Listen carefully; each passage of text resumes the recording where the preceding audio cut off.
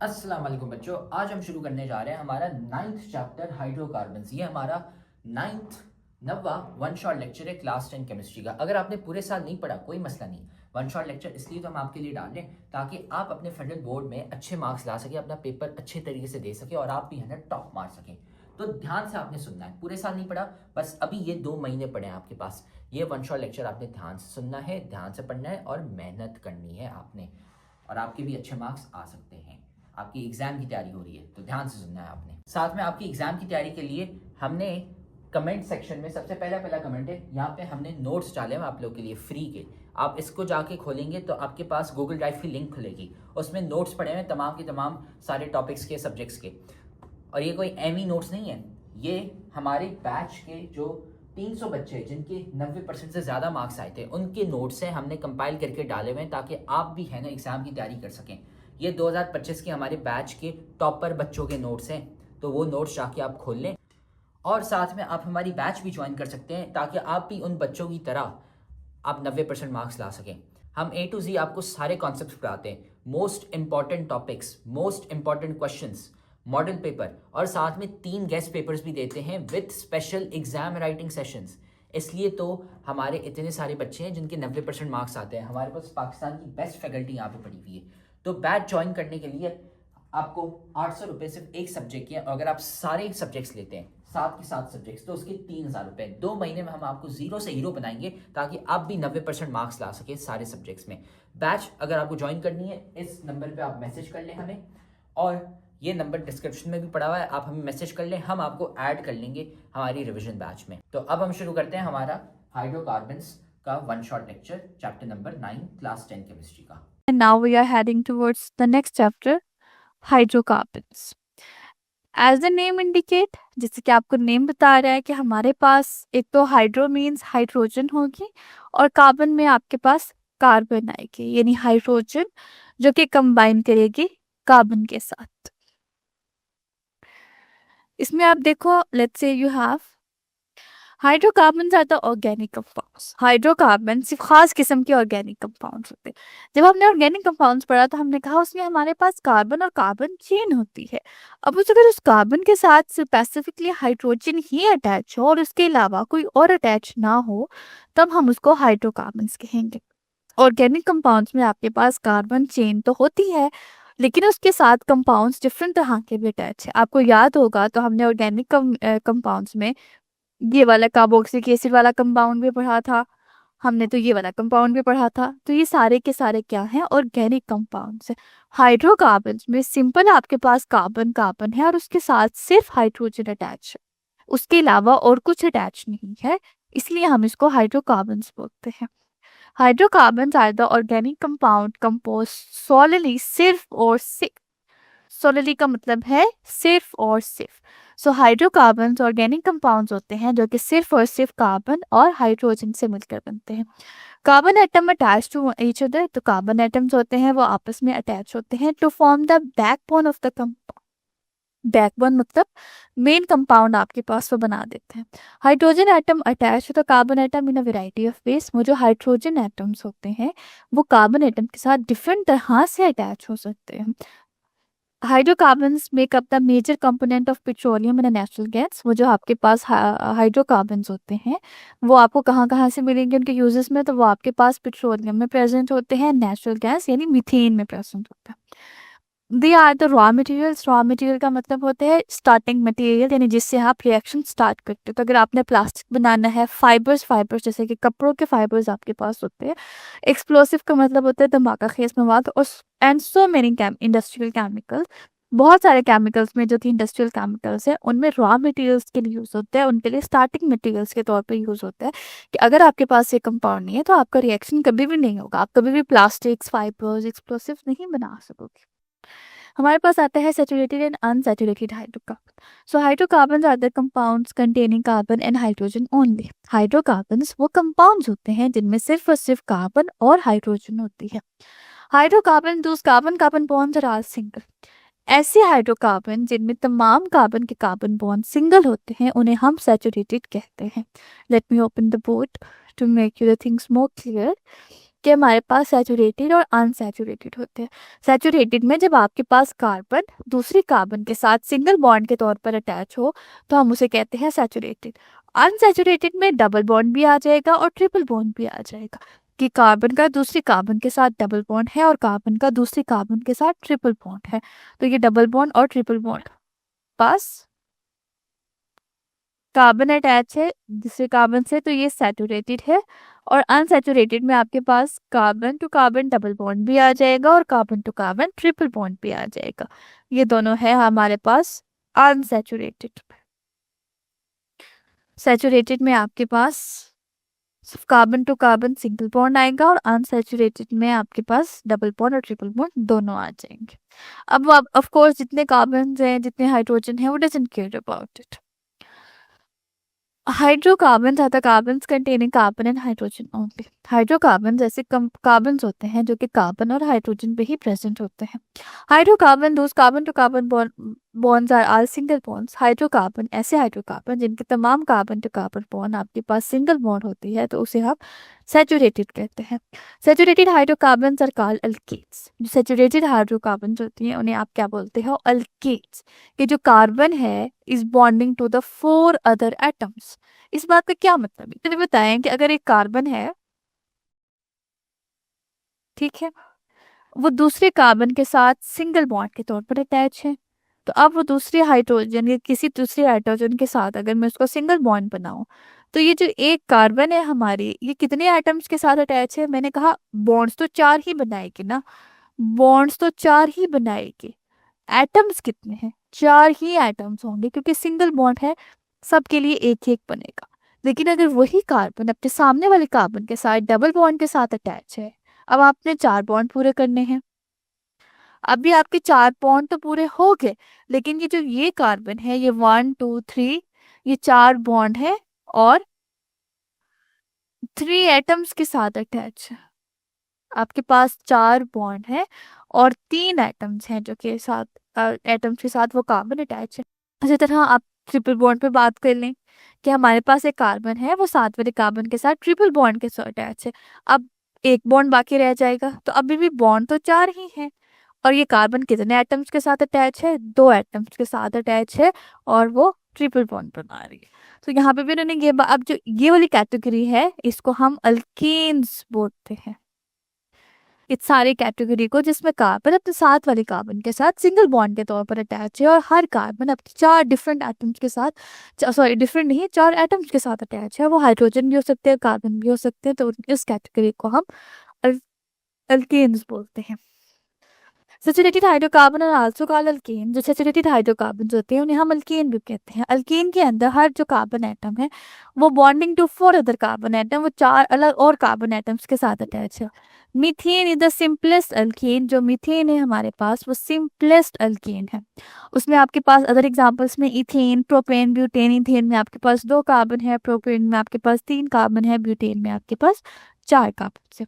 The general formula for the alkane is CnH2n+2। जो general formula है हमारे पास alkane का उसमें CnH2n+2 ये आपके पास आ जाएगा। n नंबर ऑफ कार्बन को कहते हैं। आपके पास लेट मी से कि अगर फॉर एग्जांपल मैं कहूँ कि मेरे पास 7 कार्बन है तो C7, देन मैं 7 को पुट करूंगी 2 से मल्टीप्लाई करूंगी 14 और 2 प्लस कर दूंगी तो वो मेरे पास 16 बन जाएगा। लेट्स से कि मेरे पास जो कार्बन नंबर है वो 10 है, तो अब इसमें 10 पुट करो तो C10 H2 multiply by 10 20 and plus 2 22। तो ये हमारे पास आ जाएगा, फॉर्मूला आ जाएगा। Hydrocarbons contain carbon to carbon multi bonds are called unsaturated hydrocarbons. वो हाइड्रोकार्बन जिनमें carbon to carbon multiple bonds होते हैं, चाहे एक हो चाहे बहुत ज्यादा, ये हमें फर्क नहीं पड़ेगा, हमें एटलीस्ट 1 चाहिए। चाहे आपके पास बहुत लंबी कार्बन चेन है, 10 कार्बन है और एक भी अगर आपके पास डबल या ट्रिपल बॉन्ड आ गया तो आप उसे अनसैचुरेटेड ही बोलते हैं। Hydrocarbons containing carbon to carbon multiple bonds are called unsaturated. Which of the following are unsaturated hydrocarbons? इनमें से अनसैचुरेटेड कौन सा है? ये जो पहला वाला है ये तो सैचुरेटेड है क्योंकि इसमें सिंगल बॉन्ड है, ये हमारे पास अनसैचुरेटेड है और ये भी हमारे पास अनसैचुरेटेड है।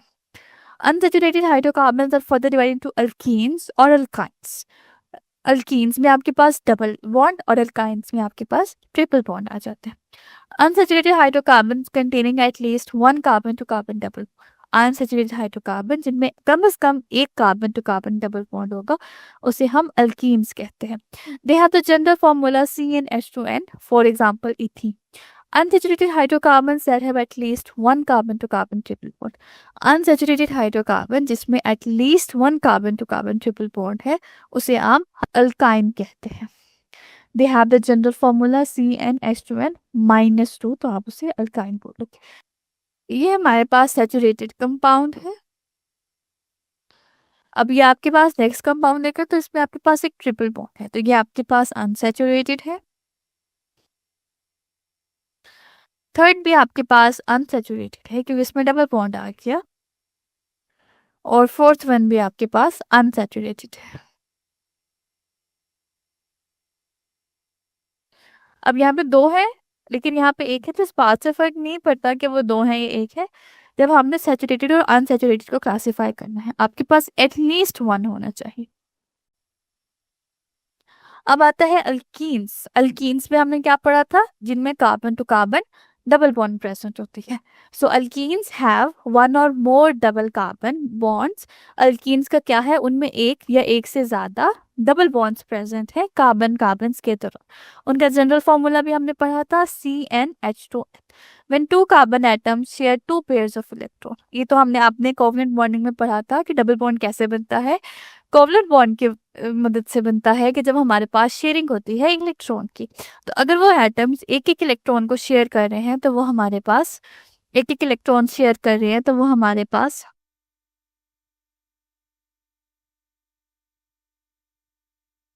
सॉरी, तो जब दोनों एटम्स एक एक इलेक्ट्रॉन शेयर कर रहे हैं तो वो हमारे पास सिंगल बॉन्ड बनेगा, one pair of electron share होगा।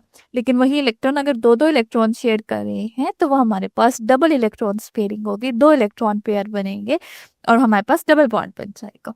सो they have the general formula CnH2n when two carbon atoms are to share two pairs of electron, कि जब हमारे पास दो कार्बन एटम दो इलेक्ट्रॉन पेयर्स को आपस में शेयर करते हैं, they form a double bond between atoms. How many electrons are left on each atoms, वो ये कह रहे हैं कि अगर वो दो दो शेयर करेंगे तो कितने रह जाएंगे। ऑफ कोर्स कि एक कार्बन चार बॉन्ड बनाता है तो उसके पास दो बाद में बॉन्ड रह जाएंगे, इलेक्ट्रॉन रह जाएंगे।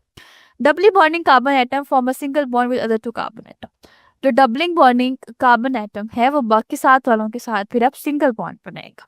इसमें ये जो इथीन है इसमें देखें तो carbon to carbon double bond attach है और उसने क्या किया हुआ है, हाइड्रोजन के साथ सिंगल बॉन्ड्स बनाएगा। इसी तरह ये आपके पास प्रोपीन है, तीन कार्बन है तो पहले दो कार्बन के दरमियान आपके पास डबल बॉन्ड है और बाकी उन कार्बन ने हाइड्रोजन के साथ सिंगल बॉन्ड बनाएगा।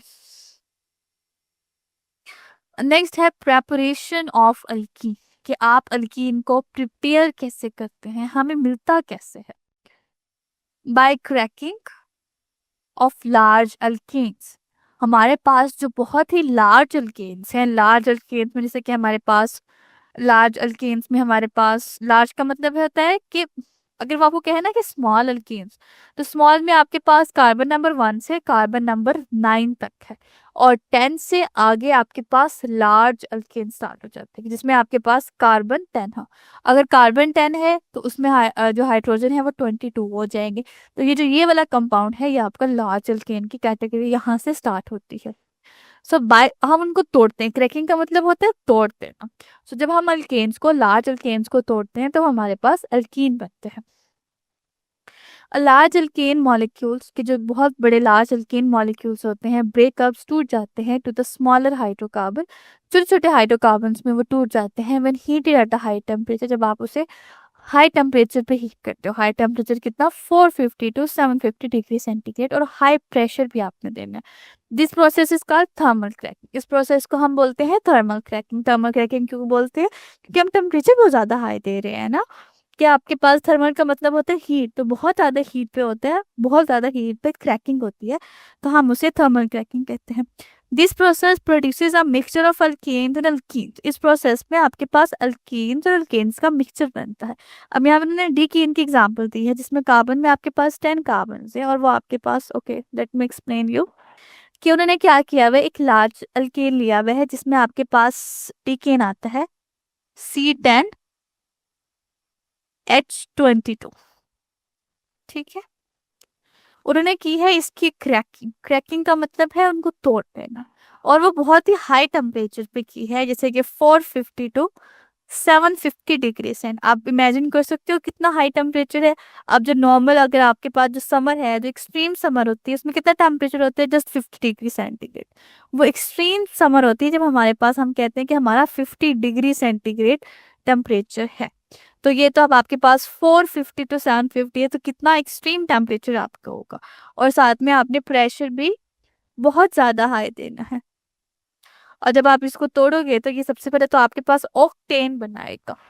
ऑक्टेन एक तो नाम से रिप्रेजेंट हो रहा है कि ये एन में, यानी सिंगल बॉन्ड होंगे। ऑक्ट का मतलब होता है 8, तो ये आपके पास बनेगा C8H16। और जो बाकी बन जाएंगे आपके पास, वो आपके पास अल्कीन। बाकी कितने कार्बन रह गए, 10 कार्बन थे ना, 8 कार्बन का तो अल्केन बन गया। बाकी क्या रह गया, इथेन।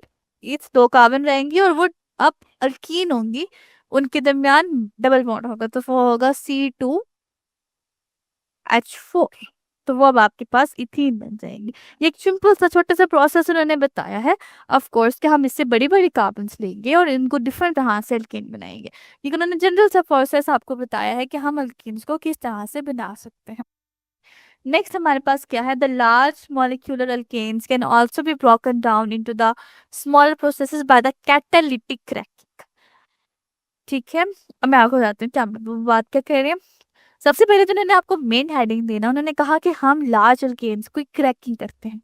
जो पहला उन्होंने आपको बताया, उन्होंने कहा कि हम थर्मल क्रैकिंग करते हैं, कि हम बहुत ज्यादा टेम्परेचर देते हैं। लेकिन सेकंड हमारे पास ये भी ऑप्शन है कि हम टेम्परेचर बहुत ज्यादा देते हैं, हम कैटलिस्ट यूज कर लेते हैं, कि टेम्परेचर हम बहुत ज्यादा ना ले जाए, लेकिन हम सिंपल कैटलिस्ट भी यूज कर ले। सो हम इसको देख लेते हैं। सेकंड जो आपके पास क्रैकिंग है, वो हमारे पास कैटालिटिक क्रैकिंग है, कि हम क्रैक करते हैं by using the catalyst. Large alkane molecule, यानी सिंपल वही जो लार्ज अल्केन मॉलिक्यूल्स हैं, वो broken down into the smaller pieces, वो छोटे छोटे पीसेस में कन्वर्ट हो जाएंगे और हमारे पास कैटालिटिक क्रैकिंग देंगे। In catalytic cracking alkanes are heated at 550 degree centigrade तक हम उसे हीट करते हैं in the presence of a catalyst such as zeolite. वो जो कैटलिस्ट है वो आपका जियोलाइट कैटलिस्ट के प्रेजेंस में हम यूज करते हैं। Catalytic cracking gives a higher percentage of an hydrocarbon containing 5 to 10 carbons है। अब ये प्रोडक्ट आपके जो है वो सेम नहीं होंगे। ये जो आपकी थर्मल क्रैकिंग है के प्रोडक्ट है जिनमें एक ही स्टेप आ गया, लेकिन आपके पास जो कैटालिटिक क्रैकिंग आएगी वो तो उसके प्रोसेसेस डिफरेंट होंगे। यानी आपने कैटालिटिक क्रैकिंग की, ऊपर थर्मल क्रैकिंग की। लेट्स से हम कैटालिटिक क्रैकिंग करते हैं C12H26 ऑलमोस्ट आ जाएगा आपके पास। अब वो टूटेगा पेंटेन के अंदर और हेप्टेन के अंदर, दो तरह से टूटेंगे। एक आपके पास पेंटेन बनेगा और दूसरा आपके पास हेप्टीन बनेगा। पेंटेन में C5 आ जाएगा, और चूंकि ये सिंगल बॉन्ड है तो हम CnH2n+2 वाला फॉर्मूला लगाएंगे, तो 5 मल्टीप्लाई बाय 10 और H मल्टीप्लाई बाय 12। देन आपके पास आएगा हेप्टीन, उसमें C7H14 आ जाएगा। वो जो हेप्टीन था वो हो सकता है हेप्टेन में चला जाए, सिर्फ हाइड्रोजन ही तो अटैच करनी है, तो वो जो हेप्टेन है आगे, वो भी आगे पेंटेन में, वो भी आपके आगे आपको अनदर पेंटेन देगा। हेप्टेन का क्या फॉर्मूला था, C7H16, और वो आगे आपको पेंटेन देगा और साथ में आपको इथीन देगा। यानी 7 कार्बन, जब आप कार्बन नंबर पूरे करते रहिएगा कि अगर 7 कार्बन हैं तो पेंटेन में 5 कार्बन पेंटेन में आएंगे और इथीन में 2 कार्बन आ जाएंगे। अब आप देख सकते हो प्रोसेस। अब हम देख लेंगे कि हमें जो जोन सा बेहतर लगता है हम वही फॉलो कर लेंगे। कि अगर आपके पास, कि अगर आपको बेहतर लगता है कि आप कैटालिटिक क्रैकिंग करें तो हम उस हिसाब से कर लेंगे। अगर हमें बेहतर लगेगा कि हम कैटालिटिक क्रैकिंग नहीं करते तो हम थर्मल क्रैकिंग भी कर सकते हैं, वो हमारा अपना डिपेंड करेगा। लेकिन मैं आपको फ़र्क बता दूं कि थर्मल करेक्टिंग में सिंगल स्टेप है, इसमें एक ही दफ़ा आप हाई टेम्परेचर दोगे, हाई प्रेशर दोगे तो ये आपके प्रोडक्ट बन जाएंगे। ये जस्ट उन्होंने सिंपल एग्जांपल दी है। कैटालिटिक क्रैकिंग के अंदर हम कैटलिस्ट को यूज़ करेंगे। कैटलिस्ट कौन सा यूज़ किया हुआ है हमने? जियोलाइट। कैटलिस्ट जो हमने यूज़ किया है दैट इज जियोलाइट की प्रेजेंस में। और टेम्परेचर आप कितना दोगे? 550 डिग्री सेंटीग्रेड हम उसे टेम्परेचर देंगे और ये हमारे पास इस तरह से क्रैकिंग होना स्टार्ट हो जाएगी, टूटना शुरू हो जाएंगे। क्रैकिंग की वह मिक्सचर ऑफ स्मॉलर, क्रैकिंग में आपके पास मिक्सचर आते हैं। मिक्सचर का मतलब होता है कई तरह के जो स्मॉलर हाइड्रोकार्बन्स हैं वो आपके पास आ जाएंगे, containing a very higher proportion of alkane, जिनमें अल्केन आपके पास बहुत हाई है। These hydrocarbons are more volatile. Volatile का मतलब होता है बहुत इजी से वेपर्स में कन्वर्ट हो जाते हैं। And possesses the low boiling point, और उनका बॉइलिंग पॉइंट भी बहुत कम होता है, making them easier to use as a better fuel. तो हम उसको फ्यूल के तौर पे भी इस्तेमाल करते हैं। फ्यूल का मतलब है बर्निंग पर्पसेस के लिए भी। Moreover their combustion can be control and they produce large amount of heat per gram. तो उनकी कंबशन को हम कंट्रोल कर सकते हैं और वो लार्ज अमाउंट ऑफ हीट मिलती है पर ग्राम में। जैसे कि उन्होंने आपको क्या किया हुआ कि आपके पास जो अल्कीन्स हैं वो ऑक्सीजन कराई हुई है, कार्बन डाइऑक्साइड, वाटर और हीट प्रोड्यूस। जो हीट है ना कि बहुत लार्ज अमाउंट है, तो हम उन्हें एज एन फ्यूल यूज करते हैं पेट्रोल्स वगैरह में। और हमारे पास जितने भी जलने वाली सब्सटेंसेस है ना सब में हम हाइड्रोकार्बन से यूज करते हैं। नेक्स्ट प्रोसेस हमारे पास आता है dehydrogenation of alcohol. Dehydration, hydration का मतलब होता है वाटर। Hydration means water. मैं कहूँ हाइड्रेशन हो रही है, इसका मतलब वाटर ऐड हो रहा है। जब लग जाता है डी, इसका मतलब है रिमूवल। और मैं कह रही हूँ कि dehydration means removal of water. क्या आपने बहुत नाम सुना होगा कि समझ में हम कहते हैं हम डिहाइड्रेशन हो गई है, मीन्स कि हमारी बॉडी से वाटर रिमूव हो गई है। So it would be removal. और अब कहाँ से हो रही है वो उन्होंने आपको नाम में ही बता दिया, डिहाइड्रेशन फ्रॉम अल्कोहल। डिहाइड्रेशन कहाँ से हो रही है? अल्कोहल से। अल्कोहल्स कौन कौन से हैं? जैसे कोई भी कार्बन है उसके साथ हाइड्रोक्सिल ग्रुप अटैच है। जैसे कि फॉर एग्जांपल ये सिंपल कार्बन है जिसमें एक कार्बन वाले हमेशा सिंपल होता है, उसमें से क्या हो गया? वाटर, यानी H2O रिमूव हो जाएगी। ये वाटर आपके साथ रिमूव हो जाएगा। कहाँ से? अल्कोहल से। अगर आप रिएक्शंस को समझ के पढ़ेंगे तो कभी भी आपको उसको याद करने में मसला नहीं होगा। तो वो क्या कह रहे हैं कि हम अल्कोहल की डिहाइड्रेशन करवा रहे हैं, इसमें से वाटर रिमूव करवा रहे हैं। कोई भी अल्कोहल होगा आप उसमें से वाटर रिमूव कर देंगे और आपके पास वो कंपाउंड जो बचेगा वो अब आपके पास अल्कीन होगा। Dehydration means loss of water. Dehydration का मतलब है कि वाटर आपका लॉस हो रहा है। Alcohols dehydrate when their vapors are passed over the heated aluminium to give alkenes। अब हम उसको क्या कर रहे हैं कि हम अल्कीन के साथ उसको पास कर एल्यूमिनियम, सॉरी एल्यूमिनियम कंडीशन कौन कौन सी है हमारे पास? एल्यूमिनियम ऑक्साइड है Al2O3 और C50 350 to 450 डिग्री सेंटीग्रेड। तो उसमें से क्या होगा? अब आपके पास इथेन, ये मैं आपको उसका बना के दिखाती हूँ, ठीक है। और आपके वाटर रिमूव हो जाएगी, यहाँ से ऐसे वाटर रिमूव होगी। तो अब ये जो कार्बन ने 4 बॉन्ड तो लाजमी बनानी है, तो वो क्या करेगा? अपने कार्बन तो कार्बन डबल बॉन्ड आ जाएंगे और बाकी 4 हाइड्रोजन रहेंगे तो वो इस तरह से खुद को अरेंज करने, ठीक है। और वाटर आपकी रिमूव हो जाएगी। और इसके लिए कंडीशंस भी आप याद रखिएगा कि एक तो आपके पास एल्यूमिनियम बनेगा यानी एल्यूमिनियम ऑक्साइड, और टेम्परेचर भी आपका 350 टू 450 40 टू 450 आपके पास। ये कंडीशंस हम देंगे तभी हमारा रिएक्शन कैरी आउट होगा। नेक्स्ट हमारे पास है phosphoric acid and phosphorus pentahydroxide. Phosphoric acid H3PO3 H3PO4 और फास्फोरिक पेंटाऑक्साइड P4H10, ये भी यूज करते हैं हम as an catalyst for the dehydration of alcohol, कि हम अल्कोहल्स की डिहाइड्रेशन के लिए भी इन्हें यूज कर सकते हैं। एल्यूमिनियम तो हम यूज करते हैं ना, उसके अलावा उन्होंने आपको ऑप्शंस दिए हैं। Concentrated sulphuric acid is also use for dehydration. Concentrated sulphuric acid भी हम यूज कर सकते हैं। तो कौन कौन से मैंने आपको ऑप्शन दिए कि हमारे पास, अगर आप एल्यूमिनियम यूज कर रहे हो, Al2O3 ये आप यूज कर सकते हो, और आपका टेम्परेचर होगा 340 to 450 degree centigrade.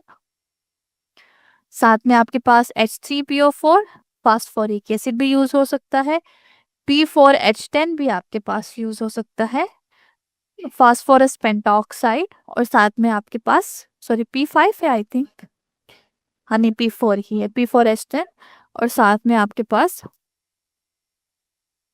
Concentrated H2SO4 sulphuric acid भी आप यूज कर सकते हो। ये सारे आप यूज कर सकते हो फॉर डिहाइड्रेशन,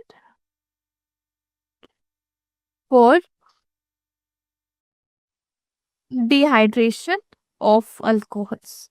हम अल्कोहल्स की डिहाइड्रेशन के लिए यूज कर सकते हैं। और आपके पास प्रोडक्ट क्या आएंगी जब आप इसको डिहाइड्रेट करोगे, तो वो हमारे पास अल्कीन्स बना देंगे। नॉट दैट, ये बात याद रखिएगा कि डिहाइड्रेशन में जो रिएक्शन है हमारे पास, हाइड्रोक्सिल ग्रुप एक कार्बन से रिमूव होते हैं, और hydrogen group and hydrogen atom form the adjacent carbon atom, resulting in a formation of a double between such carbon atoms. Such reaction is called as elimination reaction. मैं आपको बताती हूँ। अभी हमने ये बात जब रिएक्शन के एग्जाम्पल की, ठीक है, सॉरी यहाँ पे ये थोड़ी सी मिस्टेक हो गई कि ऐसे नहीं होगा, आई एम वेरी सॉरी।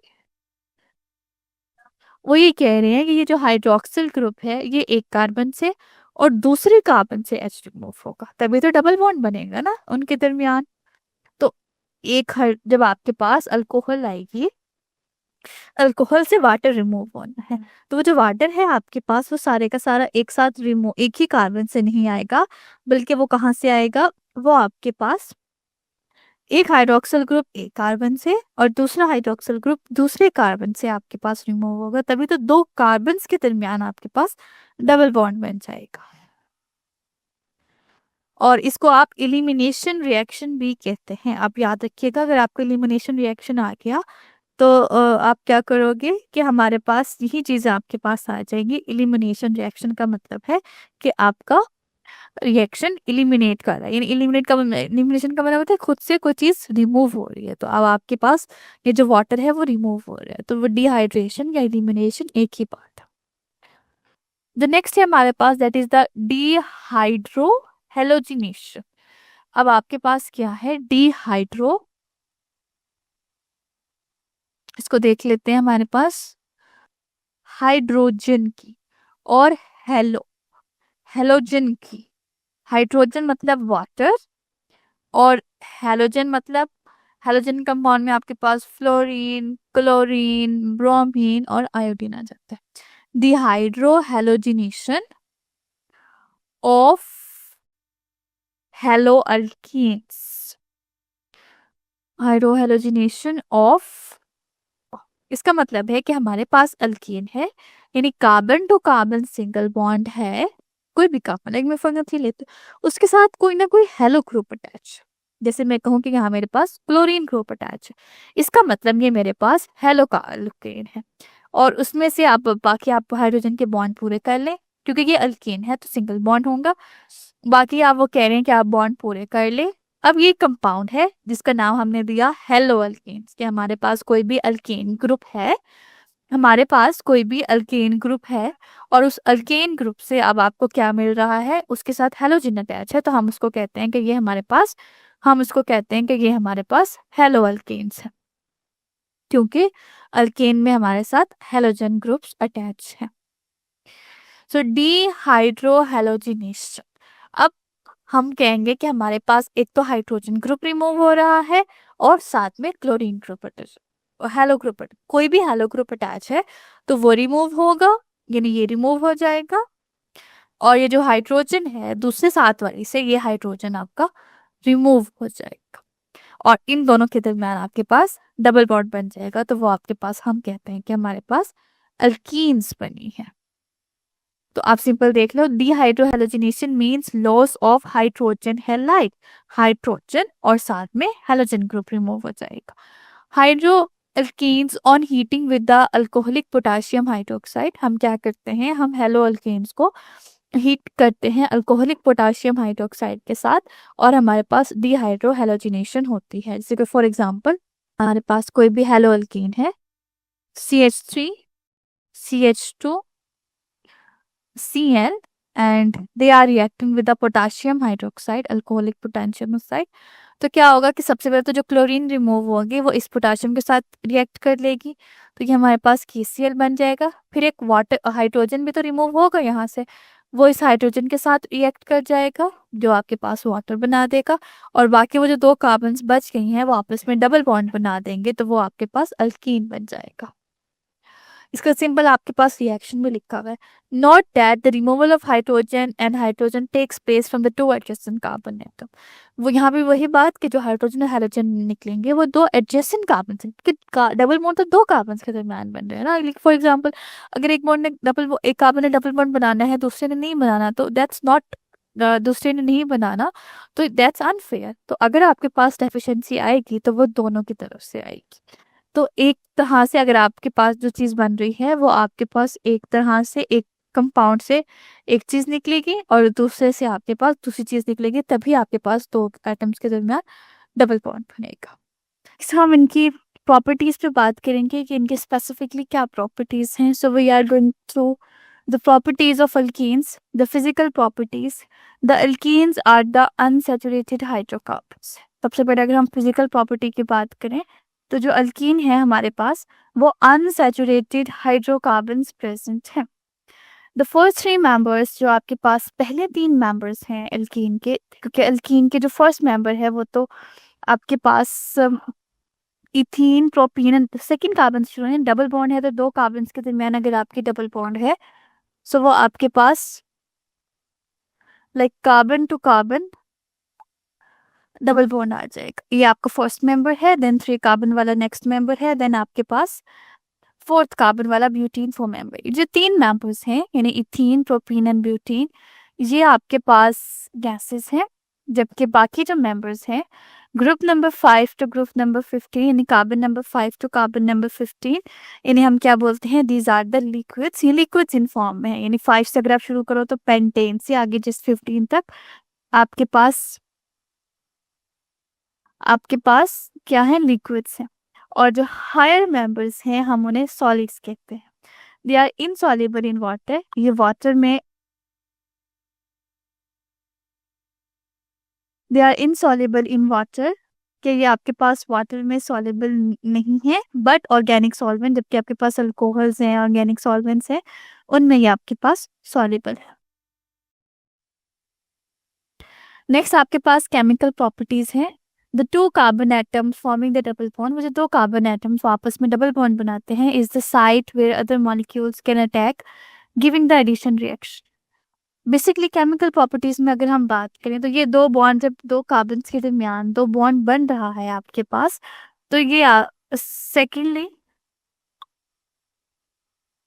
आपके पास ये है जो केमिकल रिएक्शन है, जो सबसे पहला केमिकल रिएक्शन जो यहाँ पे हो सकता है ना, वो यही होगा कि ये बॉन्ड टूट जाएगा और नए मॉलिक्यूल्स आकर यहाँ पर अटैच हो जाएंगे। कोई भी नया मॉलिक्यूल यहाँ आकर अटैच हो जाएगा।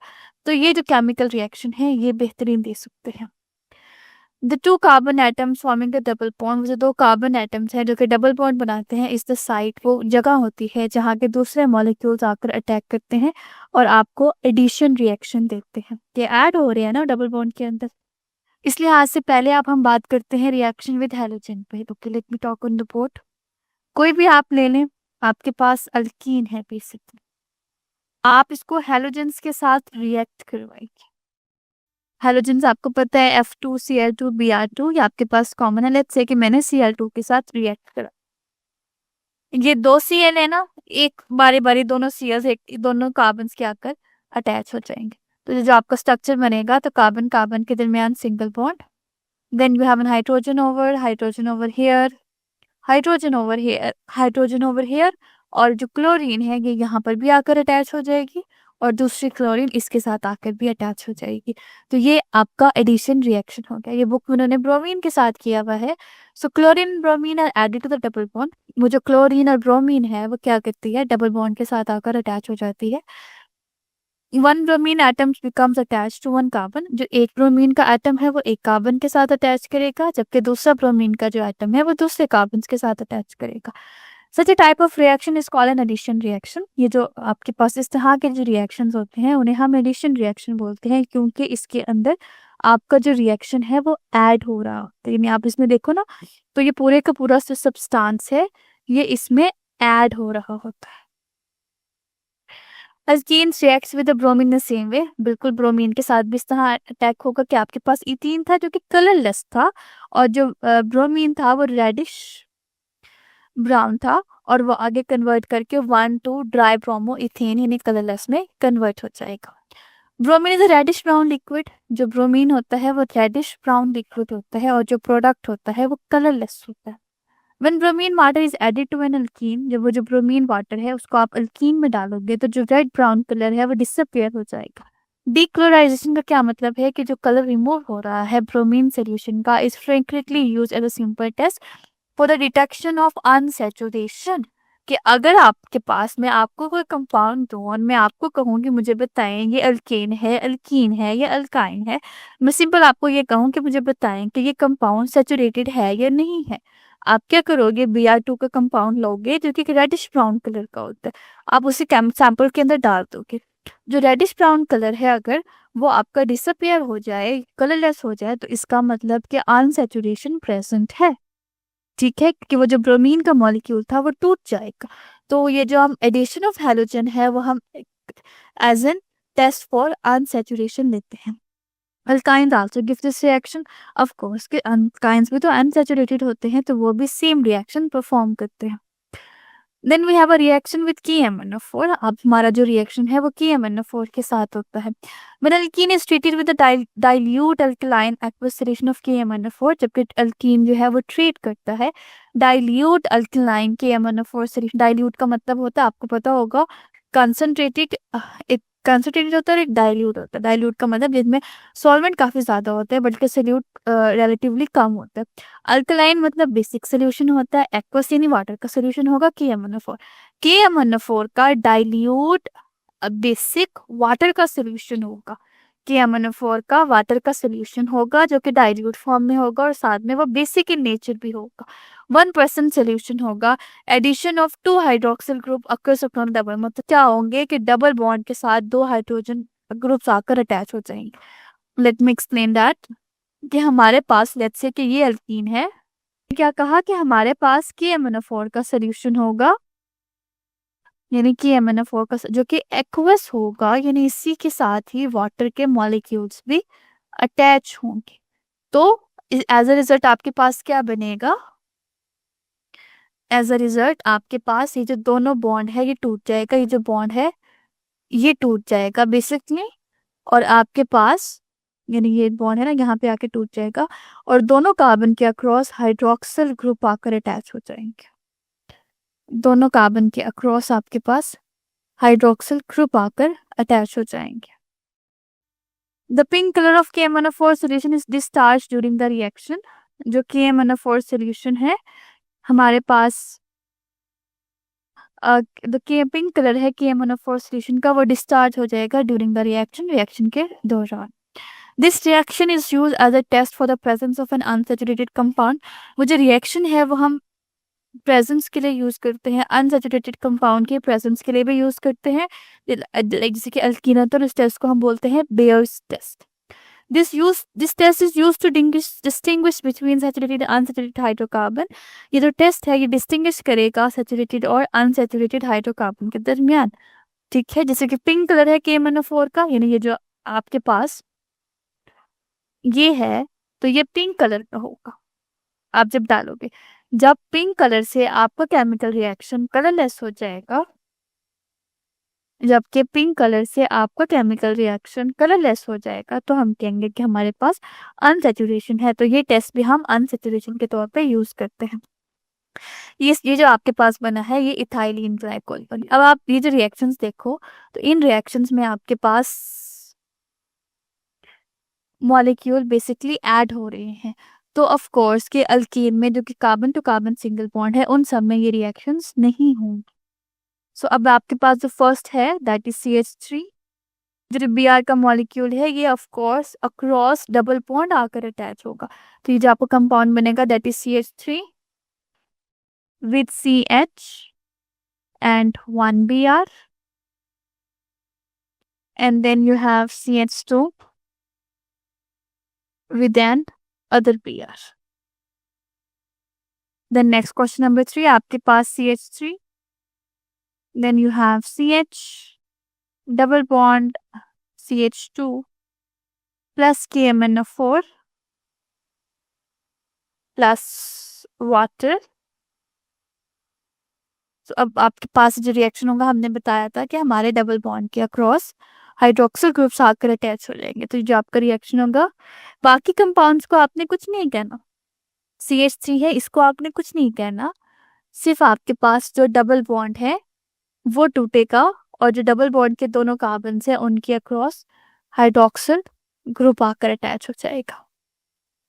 सिमिलरली क्वेश्चन नंबर 3 भी आप देखो। अच्छा अब आप यहाँ पे क्वेश्चन नंबर 3 बहुत ट्रिकियर क्वेश्चन है। They are saying CH3 plus CH3। They are saying CH3 bond CH3 plus KMnO4 and what। अब जो KMnO4 जो रिएक्शन होता है ये तो डबल बॉन्ड के लिए जरूरी होना होता है क्योंकि डबल बॉन्ड के साथ ये रिएक्शन होता है।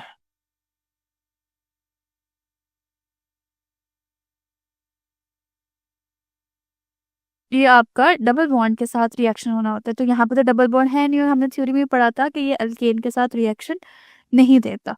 तो यहाँ पर आपके पास आएगा no reaction. So you have no reaction over. ये आपके रिएक्शंस हो गए। देन नेक्स्ट रिएक्शन था उन्होंने हाइड्रोजनेशन ऑफ अल्कीन्स। हम क्या कर रहे हैं अल्कीन्स के अंदर हाइड्रोजन ऐड कर रहे हैं। जब दोनों अल्कीन्स के साथ हाइड्रोजन ऐड होगी तो वो सिंपल अल्कीन्स में कन्वर्ट हो जाएगा। The addition of hydrogen molecules across the carbon to carbon multiple bond. कि हम क्या करते हैं हाइड्रोजन को ऐड करते हैं across carbon to carbon multiple bond के अक्रॉस हाइड्रोजन को ऐड करते हैं जो कि हमारे पास हाइड्रोजनेशन कहलाता है। Hydrogenation takes place in the presence of finely divided nickel at 200 to 300 degree centigrade and high pressure। जो हमारे पास हाइड्रोजनेशन है that with 200 to 300 degree centigrade और हाई प्रेशर के प्रेजेंस में होता है। Hydrogenation can also be done in the presence of platinum okay मैं आपको बता देती हूँ on the CH2 double bond CH2 हम इसमें करते हैं हाइड्रोजन ऐड करते हैं और हमारे पास ये जो एक एक हाइड्रोजन है वो हर कार्बन के साथ जाकर अटैच हो जाती है और डबल बॉन्ड खत्म हो जाता है। इसके आपके पास दो ऑप्शंस, या तो आप निकल यूज करो और उसके साथ एज एन कैटलिस्ट और साथ में टेम्परेचर भी लो जो कि 300 डिग्री सेंटीग्रेड ऑलमोस्ट होगा, ये एक ऑप्शन है। सेकेंड ऑप्शन ये है कि हम सिर्फ प्लाटिनम या प्लाडियम को यूज कर लें, प्लाटिनम या प्लाटिनम को यूज कर लें एज एन कैटलिस्ट, उसके साथ आपको टेम्परेचर देने की जरूरत नहीं होगी। लेकिन जब आप निकल को यूज करोगे तो उसके साथ आपको टेम्परेचर देना पड़ेगा, इसलिए क्योंकि हम मोस्टली निकल ही यूज करते हैं क्योंकि प्लाटिनम और प्लाटिनम बहुत एक्सपेंसिव है। तो ये आपके पास रिएक्शन आ जाएगा। अब आपने नेक्स्ट है complete the following reaction, reactions को कंप्लीट करना है। कॉन्सेप्ट असेसमेंट 9.4 कंडीशंस वही रहेंगी, डबल बॉन्ड के अक्रॉस आपके पास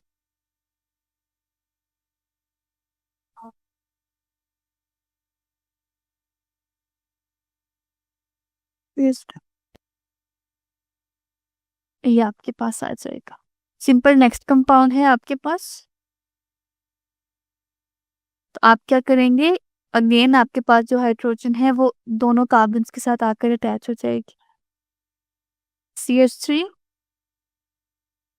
CH2 अगेन CH2 यानी पहले एक थी अब दो दो हो जाएंगे and then you have CH। इस तरह से आपके पास एडिशन ऑफ हाइड्रोजन आ जाएगी, कंडीशंस आपके पास सेम रह जाएंगे। नेक्स्ट है हाइड्रेशन ऑफ अल्कीन्स, कि हम क्या करते हैं उस अल्कीन के अंदर। हाइड्रेशन का क्या मतलब है? Addition of water. मैंने पहले आपको टर्म्स बताई थी। डी का मतलब होता है रिमूवल। जब अगर यहाँ पे फॉर एग्जांपल डिहाइड्रेशन आ जाती है तो हम कहेंगे कि हमारे कंपाउंड में से रिमूव हो रहा है, लेकिन जब हाइड्रेशन का मतलब होता है addition.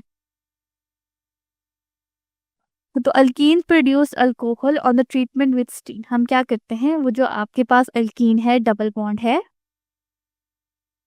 CH2 C double bond CH2, और इसके साथ हाइड्रोजन अटैच हो जाएगी, सॉरी हाइड्रोजन नहीं, वाटर आएगी ना, वाटर का कंप्लीट मॉलिक्यूल स्टीम के फॉर्म में वो होगा। और जब ये यहाँ से ब्रेक डाउन होगा तो एक कार्बन एक हाइड्रोजन ले जाएगी, दूसरी कार्बन हाइड्रोक्सिल आयन ले जाएगी, एंड एट द एंड आपके पास 2C। यहाँ पे आप अगर आप एक हाइड्रोजन ऐड करो तो यहाँ पे 3 बन जाएगा, 3, and then bond into CH2, और इसके साथ हाइड्रोक्सिल आयन। अब ये ऑफ कोर्स हमने पढ़ा था ये अल्कोहल है, 2 कार्बन्स वाली अल्कोहल है, so we called it as a ethanol. हम इसको अब एथानोल बोलेंगे। अब आपके पास जितने भी अल्कीन्स आप ले लोगे सब में सेम प्रोसेस है। अल्कीन प्रोड्यूस अल्कोहल और ट्रीटमेंट विद स्टीम। अल्कीन क्या करते हैं, अल्कोहल के साथ रिएक्ट करते हैं जब आप उसे स्टीम के साथ ट्रीट करते हो। Phosphoric acid is use as a catalyst. इसमें हम फास्फोरिक एसिड को कैटलिस्ट के तौर पर यूज करते हैं। फास्फोरिक एसिड का फॉर्मूला है H3PO4।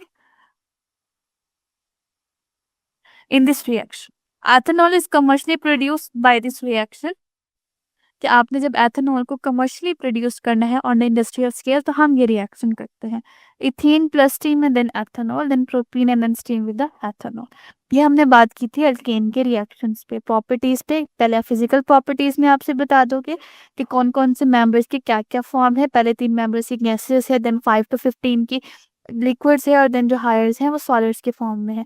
केमिकल प्रॉपर्टीज में आप बात करोगे कि पहले इसमें हेलोजन से ऐड हुआ, फिर KMnO4 के साथ रिएक्शन करवाया, फिर आपने हाइड्रोजनेशन करवाई, उसमें फिर हाइड्रेशन करवा दी, और ये आपके पास अल्कीन का सारे प्रॉपर्टीज कंप्लीट हो। अल्काइन की जो प्रॉपर्टीज हैं वो ऑफ कोर्स अल्कीन से बहुत ज़्यादा रिजेंबल करती हैं। Hydrocarbon that have at least 1 triple bond. ऐसे हाइड्रोकार्बन जिनमें एटलीस्ट 1 ट्रिपल बॉन्ड आपके पास प्रेजेंट होगा between the carbon atom, 2 carbon atoms के दरमियान, they are called as alkyne. उन्हें हम अल्काइन कहते हैं। ऐसे कंपाउंड्स जिनमें आपके पास 2 कार्बन के दरमियान एटलीस्ट 1 ट्रिपल बॉन्ड हो, that is called as alkyne. This means alkynes are unsaturated hydrocarbon. इसका मतलब कि हमारे पास जो अल्काइन है वो अनसैचुरेटेड हाइड्रोकार्बन्स है। अल्काइंस विद 1 ट्रिपल बॉन्ड, इनका जो 1 ट्रिपल बॉन्ड है अगर किसी के पास, तो इनका जनरल फॉर्मूला होगा C4H2N-2। ये आपने जनरल फॉर्मूला बहुत आराम से तसल्ली के साथ याद करना है। जो अल्कीन है यानी जिसमें सारे सिंगल हैं उसका जनरल फॉर्मूला होगा CnH2n+2। फिर जो अल्कीन है जिसमें डबल बॉन्ड होगा उसका जनरल फार्मूला होगा CnH2n। अब जो हमारे पास अल्काइन है उसका जनरल फार्मूला होगा CnH2n-2। जो फर्स्ट मेंबर है इथाइन, उसे हम एसिटाइलिन भी बोलते हैं। बच्चे बहुत कंफ्यूज कर देते हैं, वो एसिटाइलिन को इथीन से समझ लेते हैं, बट नहीं, एसिटाइलिन इथाइन है जिसमें ट्रिपल बॉन्ड होगा, और वो इस मेंबर फैमिली का सबसे सिंपलेस्ट बॉन्ड है क्योंकि 2 ही सिंपल आपके पास प्रेजेंट हो सकते हैं। इन इथाइन के अंदर the 2 carbon atom share the 3 pairs of electron. ये तो अब आपको पता है कि मल्टीपल बॉन्ड्स कैसे बनते हैं। मल्टीपल बॉन्ड इस तरह से बनते हैं जब हमारे पास मल्टीपल इलेक्ट्रॉन्स की शेयरिंग होती है कोवलेंट बॉन्ड्स की वजह से। अगर हमारे पास 2 इलेक्ट्रॉन्स बन रहे हैं, सो वो इसे कि हमारे पास, अगर हमारे पास 2 इलेक्ट्रॉन्स बन रहे हैं तो हम कहेंगे कि हमारे पास जो है वो अगर दोनों में से एक एक इलेक्ट्रॉन्स आ जाएंगे, अगर दोनों में से एक एक इलेक्ट्रॉन आएगा तो हम कहेंगे कि एक बॉन्ड बना है। अगर दोनों में से 2 इलेक्ट्रॉन्स आएंगे तो हम कहेंगे कि हमारे पास 2 इलेक्ट्रॉन्स बने हैं। उसके अलावा यहाँ पर आएगा कमर्शियल इंपॉर्टेंस की बात कर लेते हैं कि इथाइन बहुत ज़्यादा कमर्शियली इंपॉर्टेंट है। Ethyne has a great commercial का मतलब होता है कि आप बेसिकली उनसे फ़ायदा क्या क्या ले सकते हो, हम क्या क्या प्रोडक्ट उनसे बना सकते हैं। सो हमारे पास it is also known as acetylene, हम उसको एसिटाइलिन भी बोलते हैं, and is commonly use in cutting and welding matters. आपने अक्सर जो कटिंग और वेल्डिंग के शॉप्स होंगे वहाँ पर उनको देखा होगा कि वो एक उनके पास एक सब्सटेंस होता है जिससे वो कट कर रहे होते हैं, और साथ वो बहुत हाई प्रेशर गैस इवॉल्व कर रहे होते हैं। हाई प्रेशर गैस तो नहीं होती, वो रेजर लाइट होती है। वो जो लाइट होती है वो बेसिकली इथाइन की होती है, जो हमें मेटल्स को कट करने में हेल्प करती है। व्हेन इट इज इग्नाइटेड, जब ये जलाई जाती है इन एन एयर और ऑक्सीजन, एयर में या ऑक्सीजन के प्रेजेंस में जब हम इसको जलाते हैं, it Burns with a bluish colour. तो इसका ब्लूइश कलर होता है, आपने देखा भी होगा, आप वेल्डिंग में अगर शॉप्स में वहां जाएं तो जब आपका आप पास से ही गुजर हो तो वो ब्लू कलर की लाइट जो होती है वो बेसिकली इथाइन की होती है। ये बहुत ही हॉट फ्लेम होता है, हम इसे ऑक्सी एसिटाइलिन फ्लेम कहते हैं। कि हमारे पास वो जो इथाइन होती है, जब हम उसको हवा में लेकर आते हैं, एयर के अंदर लेकर आते हैं, तो वो ब्लूइश फ्लेम के साथ जलती है, तो हम उसे कहते हैं कि ये ऑक्सी एसिटाइलिन फ्लेम है। Its temperature is about 3200। वो जो उसका टेम्परेचर है वो 3200 है। आप इमेजिन कर सकते हैं कि अगर जो नॉर्मल टेम्परेचर है जो हमसे बर्दाश्त नहीं होता, that is up to 50 degree centigrade, 50 degree centigrade हमसे बर्दाश्त नहीं होता, और ये 3200 डिग्री सेंटीग्रेड है। तभी तो वो उन्होंने ग्लव्स पहने हुए होते हैं, सूट्स पहना हुआ होता है, और स्पेसिफिकली मास्क पहना होता है। Oxy acetylene flame has the highest flame temperature of all the other fuel gas. वो जो ऑक्सी एसिटाइलिन फ्लेम है, उनका जो बाकी फ्यूल गैस है, हमारी लकड़ी जल रही है, चूल्हा जल रहा है, इसके अलावा जितने भी आपके पास फ्यूल गैसेस के फ्लेम है, इन सब में जो ऑक्सी एसिटाइलिन है वो सबसे ज़्यादा है। Welding and cutting of metals require high temperature. जब आप मेटल्स को कट करते हैं, जब उनकी वेल्डिंग करते हैं, तो ऑफ कोर्स वेल्डिंग को मोड़ने के लिए आपके पास बहुत ही हाई टेम्परेचर चाहिए होता है। Therefore ethyne is use for this purpose. तो हम इथाइन को इस पर्पस के लिए यूज करते हैं। Another advantage of ethyne is use in the artificial ripening of fruit. अब हमारे पास क्या होता है कि आर्टिफिशियल राइपनिंग ऑफ फ्रूट तो लग गया, लेकिन अब क्या है, वो पक नहीं रहा, वो कच्चा है, तो हम क्या करेंगे, उसके ऊपर इथाइन का स्प्रे कर देंगे। इथाइन का स्प्रे करेंगे हम अपने फ्रूट्स के ऊपर, और इससे क्या होगा कि वो हमारे पास वो फ्रूट्स खुद ब खुद पकना शुरू कर देंगे। Another advantage of ethine is its use in the artificial ripening of fruit। कि हम क्या करते हैं, जब अपने फ्रूट्स को आर्टिफिशियली तौर पर राइप करते हैं, पकाते हैं, तो हमारे पास इथाइन बनता है।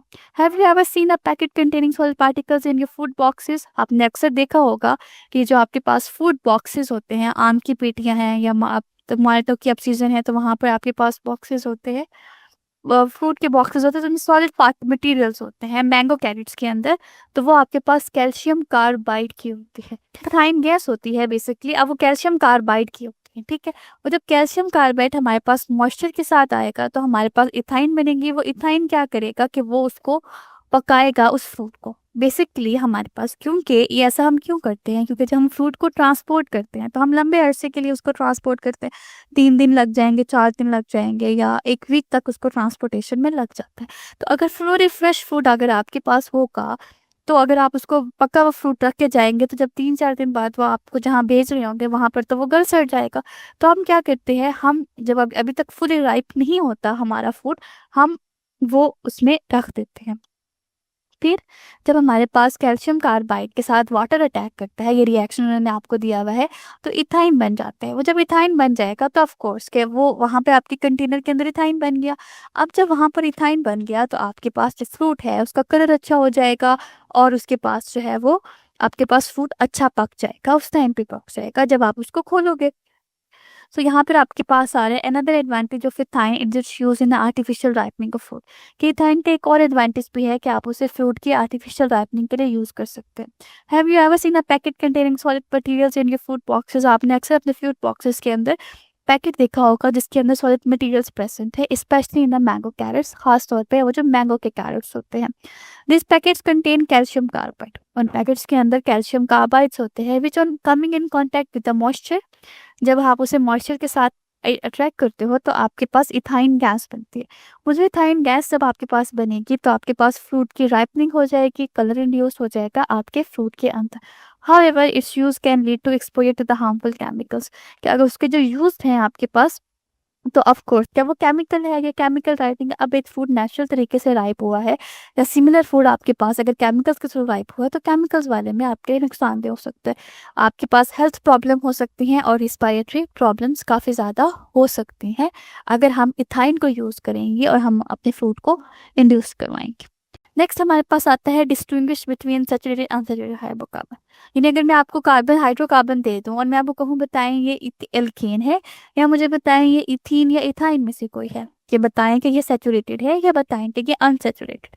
तो हमारे पास कुछ टेस्ट हैं जिनको हम परफॉर्म करते हैं, और उनको परफॉर्म करने के बाद हम बताते हैं कि ये हमारे पास सैचुरेटेड है या नहीं है। To distinguish between saturated and unsaturated hydrocarbon, अगर आपने डिस्टिंग्विश करना है यानी आपने इसको डिफरेंशिएट करना है सैचुरेटेड को अनसैचुरेटेड हाइड्रोकार्बन से, you can perform the bromine water test. तो हम क्या करते हैं, ब्रोमीन वाटर टेस्ट को परफॉर्म करते हैं। इसमें क्या करेंगे, हम सिंपली अपने सब्सटेंस के अंदर, अपने हाइड्रोकार्बन के अंदर ब्रोमीन वाटर डाल देंगे और हम देखेंगे कि वो कलर चेंज हुआ है या नहीं। जो हमारा ब्रोमीन वाटर होता है वो रेडिश ब्राउन होता है, या आप ऑरेंज ब्राउन कह रहे हैं, या जिस तरह का भी आप उसको कलर देते। जब आप उसको वाटर में डालेंगे, चलिए मैं आपको यहाँ पे एक्सपेरिमेंट बता देती हूँ। ब्रोमीन वाटर जो होगा Br2, यानी जो ब्रोमीन वाटर है, ये हमारे पास रेडिश ब्राउन कह लें या हम ऑरेंज ब्राउन कह लें, वो कलर आ गए। ठीक हो गया। अगर आप इसमें, अब हम या तो इसको कंपाउंड में ऐड करेंगे, अगर तो वो हमारा सैचुरेटेड होगा, अगर तो वो हमारा सैचुरेटेड होगा तो हमारे पास जो कलर है वो चेंज नहीं होगा, रेडिश ब्राउन का रेडिश ब्राउन ही रह जाएगा। और अगर वो अनसैचुरेटेड है तो वो जो ब्रोमीन वाटर है हमारे पास, जो अनसैचुरेटेड है हमारे पास, उसमें अगर आप ब्रोमीन वाटर डालोगे तो वो कंप्लीटली आपके पास कलरलेस हो जाएगा। जो ब्रोमीन वाटर है वो आपके पास कंप्लीटली कलरलेस हो जाएगा। सिंपल, आपके पास एक्सपेरिमेंट आ गया। सो टू डिस्टिंग्विश जब हम इसको सेपरेट आउट कर रहे होते हैं सैचुरेटेड और अनसैचुरेटेड हाइड्रोकार्बन्स को, you can perform the bromine water test.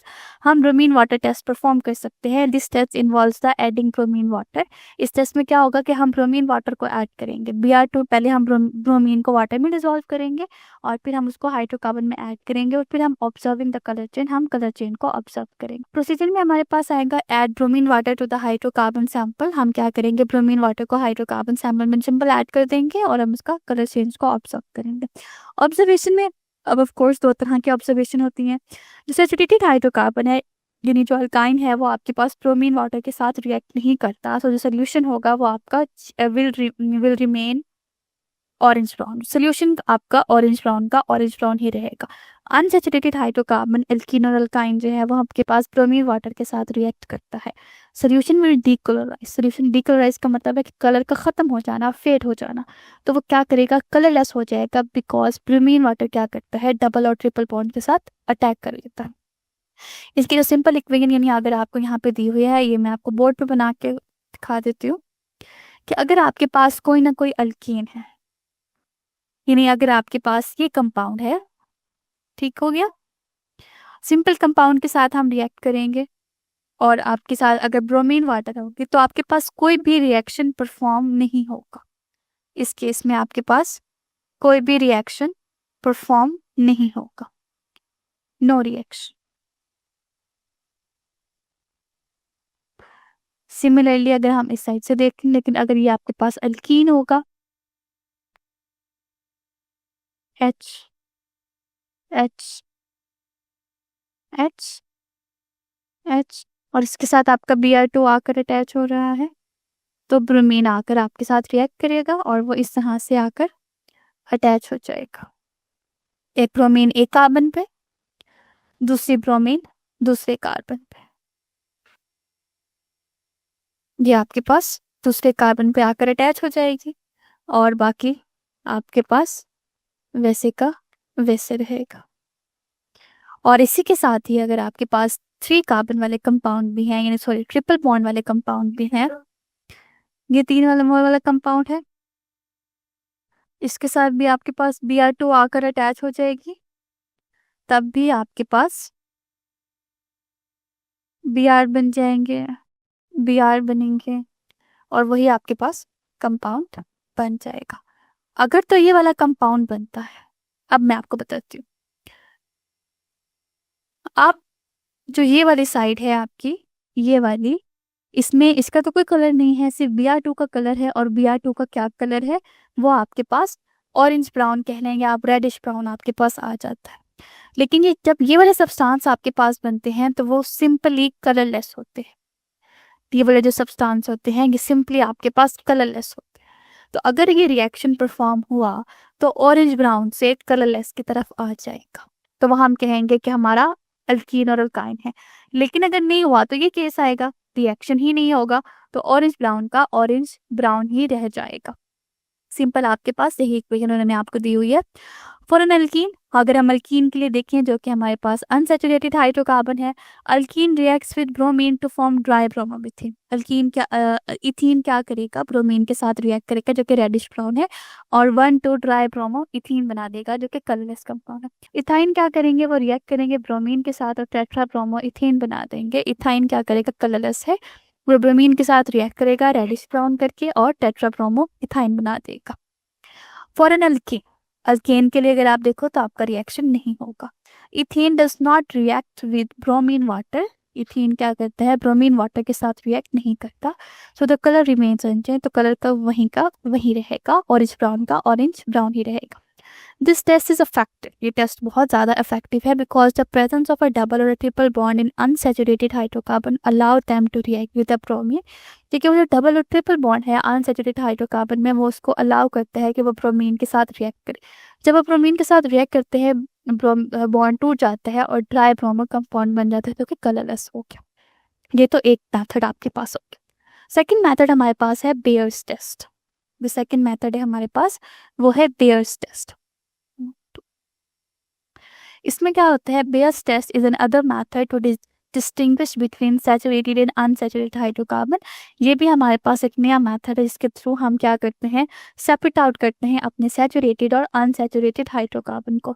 This test involves, इस टेस्ट में हम क्या करते हैं, हम कोल्ड यानी ठंडा, हीट नहीं, कोल्ड डाइल्यूट अल्कलाइन, अल्कलाइन यानी कोई बेस देते हैं, एक्वस सोल्यूशन ऑफ पोटाशियम पर मैग्नेट। हम क्या करते हैं, अल्कलाइन, ये आपके पास सेकेंड होगा।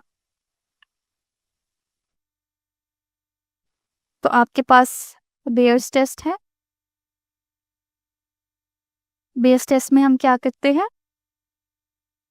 कि हमारे पास अल्कलाइन पोटाशियम परमैंगनेट, अल्कलाइन यानी कोई बेस होगा और पोटाशियम परमैंगनेट KMnO4 फॉर्मूले के साथ साथ उनका नाम भी याद रखा करें, पोटाशियम परमैंगनेट हम यूज करते हैं। दिस टेस्ट इन वो आपको कोल्ड डाइल्यूट, अब डाइल्यूट और कंसंट्रेटेड का भी आपको पता है, हम डाइल्यूट होल अल्कलाइन लेंगे, एक्वस सॉल्यूशन ले लेंगे पोटाशियम परमैंगनेट का विच इज 1%। इसका कलर क्या होगा, इसका क्या कलर था उन्होंने आपने बताया होगा, विच इज पर्पल, ये अब पर्पल कलर का है। इसको हमने हाइड्रोकार्बन में डाल दिया। अब चलिए मैं पहले आपको एक समझा देती हूँ कि ये हमने सब्सटेंस दिया, ये पर्पल कलर का था। इसके साथ अगर हमारे पास कंपाउंड सैचुरेट, इसको हमने कंपाउंड में डाला और वो कंपाउंड सैचुरेटेड ही हुआ तो वो हमारा पर्पल का पर्पल ही रहेगा। लेकिन अगर वो हमारे पास अनसैचुरेटेड हुआ तो वो पर्पल से क्या बन जाएगा, ब्राउन बन जाएगा, पर्पल से हमारे पास ब्राउन आ जाएगा। ठीक है। Another test to differentiate between saturated and unsaturated hydrocarbon, जो एक और टेस्ट है जिससे हम डिफ्रेंशिएट कर सकते हैं अपने सैचुरेटेड और अनसैचुरेटेड हाइड्रोकार्बन में, वो हमारे पास बेयर टेस्ट होता है। बेयर टेस्ट में हम जो केमिकल यूज करते हैं वो हमारे पास 1% अल्कलाइन KMnO4 आता है, 1% अल्कलाइन KMnO4 सोल्यूशन आपके पास आएगा। वो बेसिकली उसका कलर क्या होगा, ओरिजिनली उसका जो कलर होगा वो हमारे पास आएगा पर्पल। पर्पल कलर के सोल्यूशन को हम अपने सैंपल के अंदर डाल देंगे, हमें नहीं पता कि वो सैचुरेटेड है या अनसैचुरेटेड है। अगर वो पर्पल का पर्पल ही रहा तो वो आपका सैचुरेटेड है, और अगर वो पर्पल से ब्राउन हो गया, ब्राउन प्रेसिपिटेट्स बन गए, तो वो हमारे पास अनसैचुरेटेड है। सिंपल है, इसी के साथ आप इसका प्रोसीजर फॉलो करें। Add a few drops of cold, हम कुछ ड्रॉप्स डालेंगे cold dilute alkaline aqueous KMnO4 solution के हाइड्रोकार्बन के अंदर। शेक द मिक्सचर, आप मिक्सचर को शेक करेंगे और ऑब्जर्व द कलर चेंज, और कलर चेंज को ऑब्जर्व करेंगे। ऑब्जर्वेशन हमारे पास आएगा, सैचुरेटेड हाइड्रोकार्बन यानी अल्कीन है, do not react with KMnO4। Saturated hydrocarbon जो अल्कीन है वो KMnO4 के साथ रिएक्ट नहीं करती and the solution remains purple, और जो सोल्यूशन है वो आपका पर्पल ही रहेगा। जो अनसैचुरेटेड हाइड्रोकार्बन है जिसमें आपके पास अल्कीन है वो KMnO4 के साथ रिएक्ट करती है, हमारे पास जो सोल्यूशन होता है वो कलरलेस हो जाता है as the permanganate ion is reduce to manganese hydride, वो जो उनका रिएक्शन हो जाता है जिसकी वजह से वो आपके ब्राउन प्रेसिपिटेट बन जाते हैं। उन्होंने आपको इक्वेशन भी दी है, यानी आपके पास इथीन के साथ के MnO4 रिएक्ट करते हैं, वाटर बना देते हैं, ये आपके पास कंपाउंड बनेगा, MnO2 बनेगा और पोटेशियम हाइड्रोक्साइड। ये जो कंपाउंड होगा ना, अब ये जो MnO इसका जो है वो रेड प्रेसिपिटेट के फॉर्म में आ जाएगा। अगर ये बना तो हमें पता लग जाएगा कि ये हमारे रेड प्रेसिपिटेट आए हैं। ये नहीं बनेगा तो इसका मतलब कि रिएक्शन नहीं होगा। Ethene reacts with potassium permanganate resulting in a formation of ethene 1,2-diol manganese dioxide and potassium hydroxide। ये चीजें आपके पास बन जाएंगी।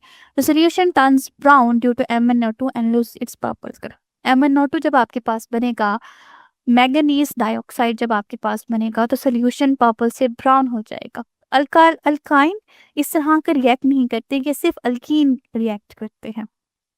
अल्काइन आपके पास रिएक्ट नहीं करते बल्कि सिर्फ अल्कीन रिएक्ट करते हैं। अल्कीन के रिएक्ट करने से क्या होगा कि फॉर एग्जांपल हमारे पास, अच्छा अब हमें कैसे पता, ये जो पहला जो टेस्ट था ब्रोमीन वाटर टेस्ट था हमारे पास, जो फर्स्ट हमारा ब्रोमीन वाटर टेस्ट था वो हमको पता लग गया कि सैचुरेटेड है। लेट्स से कि हमने कहा कि वो अनसैचुरेटेड है, फिर हमें पता लगाना है वो अल्कीन है या अल्काइन, तो वो हम फिर इस तरह से टेस्ट से लगा, क्योंकि ये जो टेस्ट है ये अल्काइन नहीं देता, ये जो टेस्ट है ये हमारा अल्काइन नहीं देता, हमारे पास अल्काइन नहीं देता, और अल्काइन से फिर बेसिकली आपके पास ये सिर्फ अल्कीन देता है, अल्कीन भी नहीं देता, तो आपको पता लग जाएगा। हमने हाइड्रोकार्बन स्टार्ट किया हुआ था और हाइड्रोकार्बन के हम कुछ मॉलिक्यूल्स को पे बात करें। जैसे हमने अल्कीन पे बात की, उसकी प्रॉपर्टीज देखी, फिर हमने उसके रिएक्शन देखे, फिर हमने अल्काइन पे बात किया और फिर हमने कहा कि हम उसको किस तरह से डिफरेंशिएट कर सकते हैं, फिर हमने प्रोसीजर पे बात। आज हमारा है फॉसिल फ्यूल्स के बारे में। हम जब कहते हैं कि हम फॉसिल फ्यूल्स को यूज करते हैं, फॉसिल फ्यूल्स को यूज करते हैं, हमारे पास हम फॉसिल फ्यूल्स को हमें यूज नहीं करना चाहिए, वो हमारे नॉन रिन्यूएबल सोर्सेज होते हैं, दोबारा से नहीं ले सकते। बट फॉसिल फ्यूल्स होते क्या है, हम उनको डिस्कस करते हैं कि बहुत सारे टाइप के आपके पास फॉसिल फ्यूल्स आ जाते हैं। So okay, so where do most of the energy use today comes from, कि आज जो हम एनर्जी यूज कर रहे हैं वो कहाँ से आती है। Fossil fuels are the natural energy sources. Fossil fuels हमारे पास नेचुरल एनर्जी के सोर्सेज हैं, यानी आपको नेचर से ही मिल जाते हैं, आपको कुछ सिंथेसाइज नहीं करने। Fossil fuels are non renewable energy source. Fossil fuels आपके पास नॉन रिन्यूएबल एनर्जी सोर्स है। नॉन रिन्यूएबल का मतलब है कि आप दोबारा से उन्हें नए सिरे से नहीं बना सकते। इट इज बिलीव दैट, कि कहा जाता है, दैट आर फॉर्म बनाए गए हैं from the remains of the ancient organism, कि हमारे पास जो पुराने ऑर्गेनिज्म थे उनके बाकियात से, यानी ऑफ कोर्स कि जनरेशन टू जनरेशन, या जो हमारे पास पहले ऑर्गेनिजम्स थे वो जब उनके रिमेन्स थे हमारे एनवायरमेंट के अंदर, तो over the years, over the 1000 years के बाद वो fossil fuels. They include coal, natural gas and petroleum. इनमें आपके पास कोल, नेचुरल गैस और पेट्रोलियम आ जाता है। सबसे पहला हमारे पास जो है वो हमने फॉसिल फ्यूल्स पे बात की कि हम आपके पास नेचुरल एनर्जी सोर्सेज हैं। नेचुरल एनर्जी सोर्सेज में आपको नेचर से ही मिल जाते हैं। फॉसिल फ्यूल्स हमारे पास नेचुरल एनर्जी सोर्सेज हैं, ये नॉन रिन्यूएबल एनर्जी सोर्सेज हैं। ये कहा जाता है कि जो हमारे पास एंशिएंट ऑर्गेनिज्म है उनके रिमेन्स, इनमें आपके पास कोल है, नेचुरल गैस है और पेट्रोल है। सबसे पहला कोल है, तो कोल आपके पास वो मटेरियल है usually found in sedimentary rock deposit. ये आपके पास मिलता है सेडिमेंट्री रॉक के चट्टानों के नीचे, वहां पे मौजूद होते हैं, वहां पे डिपॉजिट्स होते हैं। हमारे पास रॉक डिपॉजिट्स आते हैं, रॉक में आपके पास डेड प्लांट्स होते हैं, एडिबल मेटल्स होते हैं, वो पाइल्ड अप हो जाते हैं layers. It can be burned, आप इसको जला सकते हो फॉर फ्यूल्स के लिए जला सकते हो, and use to generate electricity, या आप इलेक्ट्रिसिटी को जनरेट कर सकते हो। Coal is leading source of energy in the world. Coal क्या करते हैं, हमारी दुनिया के अंदर जो सबसे लीडिंग सोर्स ऑफ एनर्जी है, जो आप उसको लीड कर सकते हो, वो आपका कोल है। सबसे ज्यादा इस्तेमाल होने वाला आपके पास coal, because coal take millions of year to develop. अब कोल को डेवलप होने के लिए मिलियंस ऑफ ईयर्स लगते हैं, and limited amount of it, बहुत लिमिटेड अमाउंट बनता है, बट उसको खर्च करने के लिए बहुत ही थोड़ा सा टाइम में नॉन रिन्यूएबल सोर्सेज को आप उसको यूज कर सकते। सेकेंडली आपके पास आता है नेचुरल गैस। आपके पास गैसियस मिक्सचर होता है हाइड्रोकार्बन्स का, जो कि प्रेजेंट होता है नेचुरली आपके पास present.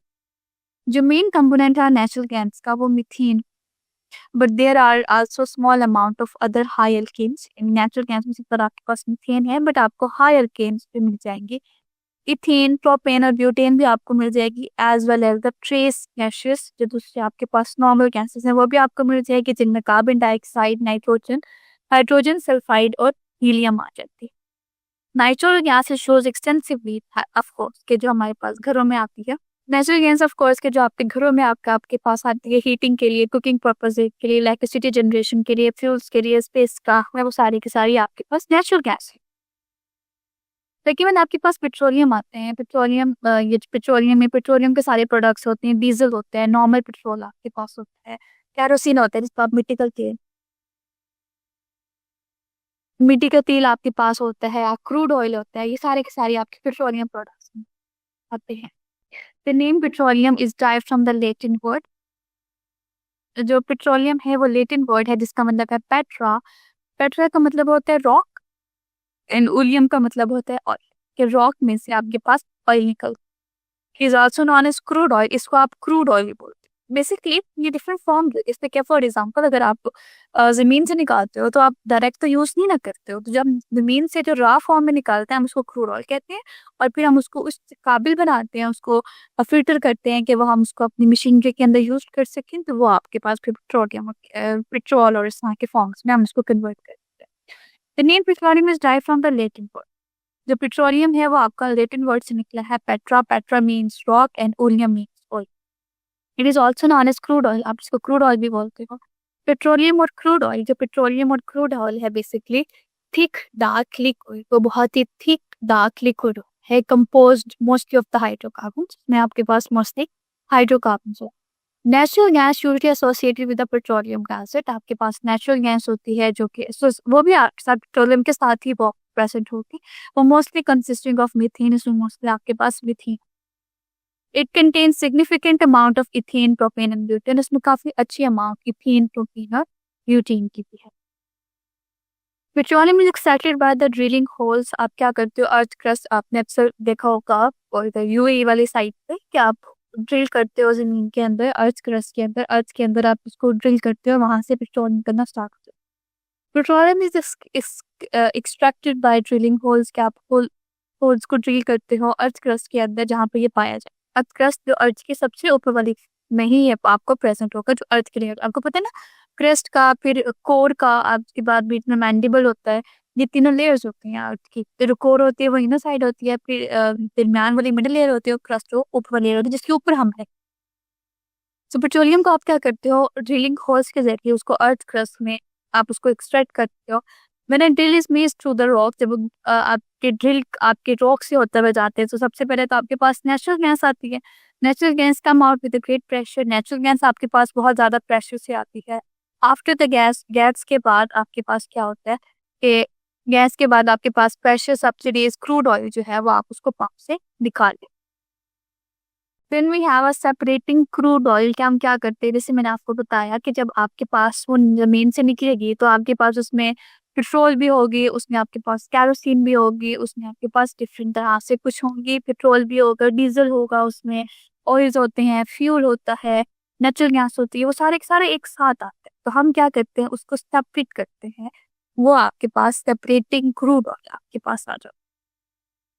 Refining is the process, refining हमारे पास प्रोसेस है of separating the crude oil, कि हम क्रूड ऑयल को सेपरेट कर सके इनटू द यूजेबल प्रोडक्ट्स, को यूजेबल प्रोडक्ट्स में, ऐसे प्रोडक्ट्स में कन्वर्ट कर सके जो कि आप बाद में उसको यूज कर सके।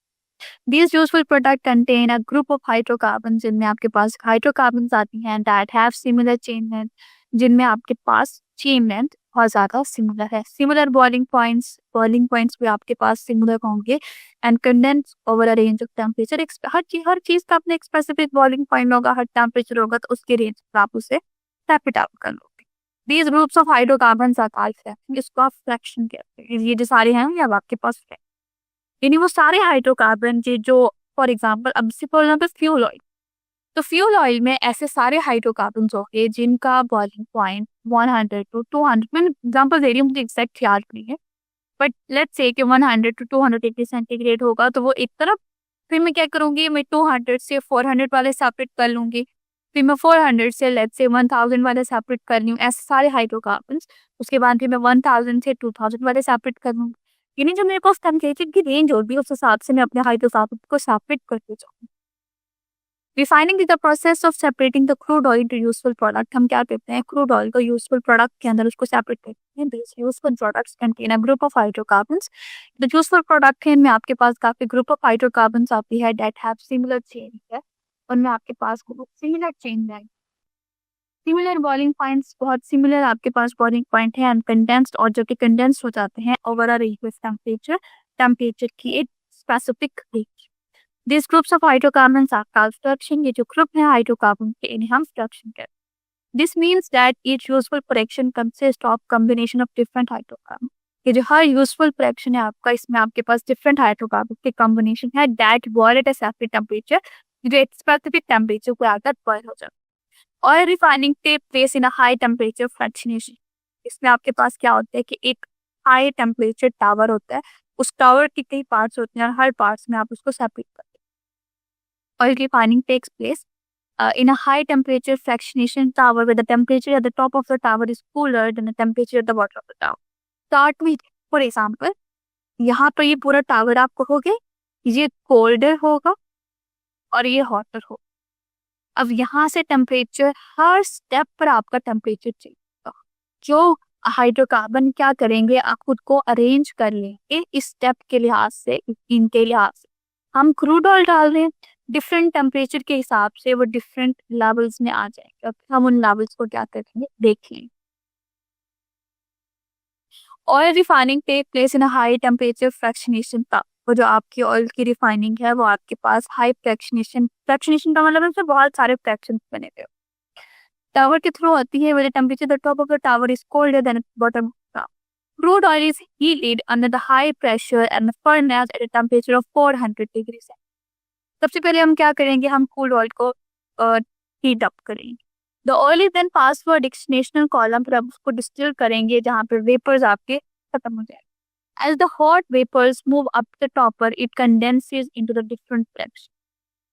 जैसे ही टॉपर्स में से वेपर मिलेंगे तो जब वो कंडेंस होगा वापस अपने पास आएगा तो वो डिफरेंट फ्रैक्शन में बनाएगा अकॉर्डिंग टू द बॉडी।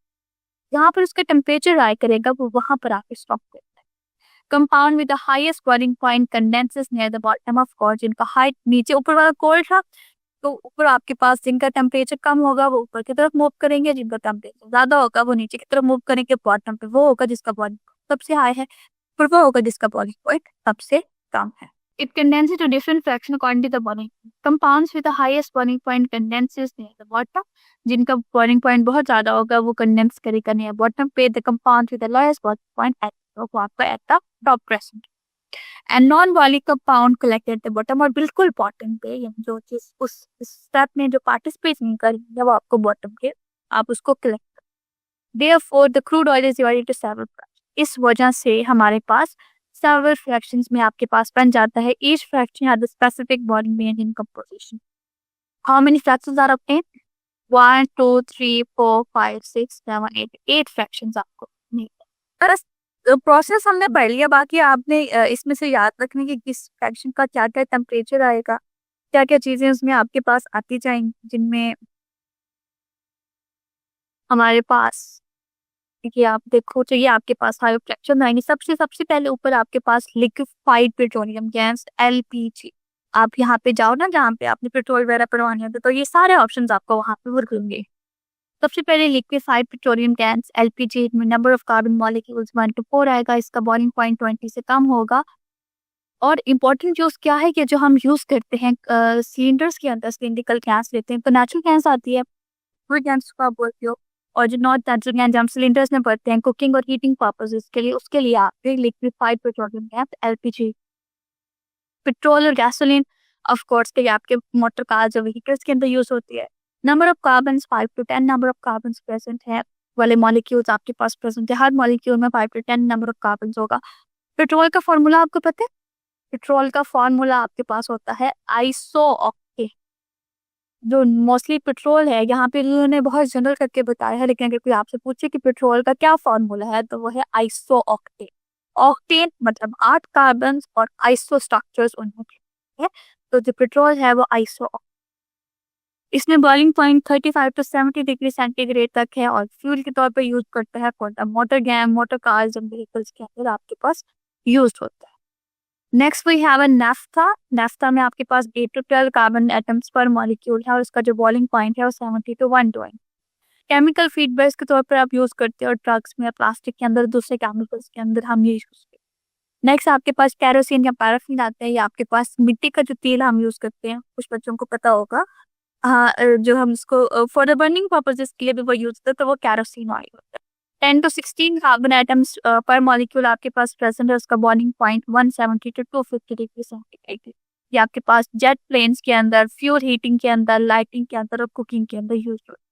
जैसे मैंने बताया, हीट लाइटनिंग के अंदर आपके पास यूज होता है। डीजल या गैस ऑयल, ये भी आपके पास बसेस के अंदर, ट्रक्स के अंदर, ट्रेन में यूज होता है। फिर 14 to 20 number of carbon per hour है और उसका boiling point 270 to 350 340 degree centigrade है। It use as a fuel for the diesel, या डीजल के तौर पर फ्यूल में, इंजन में, बसेस में, ट्रक्स में और ट्रेन्स में। नेक्स्ट लुब्रिकेटिंग ऑयल, ये जो आप मोटरसाइकिल्स के अंदर, अपने कार्स के अंदर, ताकि उनकी मशीनरी सही तरह से काम कर सके, वो जो हम यूज करते हैं वो आपका लुब्रिकेटिंग ऑयल है। That is 20 to 50 number of carbon per molecule and 350 to 500 degree centigrade is the boiling point. Lubricants for the machine and engine waxes and polishes, हम क्या करते हैं, लुब्रिकेंट्स यूज करते हैं for the machine and engine waxes में और polishes में use होता है। नेक्स्ट हमारे पास फ्यूल ऑयल आता है, that is 50 to 70 number of carbon पर ऑयल, 500 to 16। ये फ्यूल ऑयल आपके पास बड़े जो पावर स्टेशन होते हैं, पूरे के पूरा आपके पास फैक्ट्री या शिप्स के अंदर यूज होता है। तो that is the fuel for the power station, factories, ships and home heating system. इनमें जो मैंने आपको आइसोकेन बताया ना, वो ये मैंने पेट्रोल का फॉर्मूला बताया। जैसे जैसे आप आगे चलते जाओगे तो आपको जो नंबर ऑफ कार्बन है फॉर्मूला है वो चेंज होता जाएगा। Bitumen, it is more than 70, more than 500 paving roads and making roofing material. आपने वो देखा कि जो कोल डलती है, जब आपके पास रोड बन रहे होते हैं, तो हमारे पास एक ब्लैक कलर का थिक लिक्विड डल रहा होता है रोड के ऊपर। और वो क्या बेसिकली क्या होता है कि वो यही तो होता है जो आपकी रोड मैपिंग में आपकी हेल्प करता है रोड्स को बनाने में। तो ये आपका जो सबसे लास्ट कंपाउंड है ब्यूटेन, उससे use as the length of the hydrocarbon chain increase, जैसे हाइड्रोकार्बन चेन की लेंथ आपके पास इंक्रीज करके the strength of the intermolecular forces also सब कोर्स के जो मॉलिक्यूल है वो ज्यादा इंक्रीज। तो bitumen has the longest carbon chain, bitumen की सबसे ज्यादा लॉन्गेस्ट कार्बन चेन है, उसका हाईएस्ट बॉइलिंग पॉइंट है, हाईएस्ट वेलोसिटी है और लोएस्ट वोलेटिलिटी है और डार्केस्ट। ऐसे जैसे हम टॉप की तरफ मूव करते हैं तो हमारा बॉइलिंग पॉइंट कम होता है, हमारा वोलेटिलिटी ज्यादा होती जाती है, विस्कोसिटी कम होती है। The chain of the carbon atom in different fraction gradually increase. जैसे हम टॉप से बॉटम की तरफ मूव करते हैं तो जो हमारे कार्बन एटम की चेन है वो ग्रेजुअली डिक्रीज करती है। Thus the boiling point and viscosity also decreases। तो हमारे पास जो हमारा बॉइलिंग पॉइंट है और जो विस्कोसिटी है वो भी डिक्रीज कर। However, weakening of the strength of the intermolecular forces increases the volatility of the fraction। क्या अगर आप intermolecular forces के strength को weak कर देते हो तो of course के volatility increase होगी। For example, the refining gas LPG has the shortest carbon chain, lowest volatility, lowest viscosity and highest। यानी अगर आप यहाँ पे बात करो तो ये सबसे ज्यादा स्ट्रॉन्ग है।